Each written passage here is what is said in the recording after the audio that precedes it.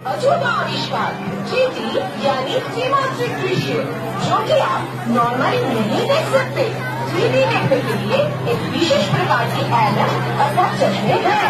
ये चश्मे आपको ले जाएगी दृश्य की बहुत करीब। सिनेमा अभी सिर्फ देखने के लिए नहीं, लगभग स्पर्श और अनुभव करके सिनेमा के पूरे मजे उठाइए एकमात्र विज्ञान की बदौलत 3D द्वारा।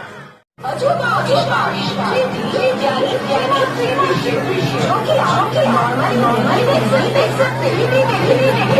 विशेष प्रकार की आपको ले जाइए अजूबा आविष्कार जो कि आप नॉर्मली नहीं देख सकते। आपको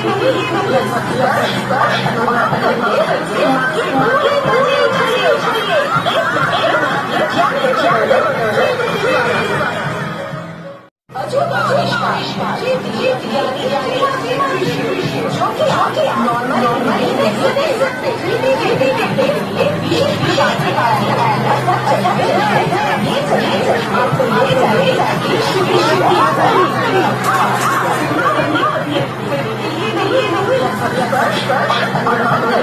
जाइए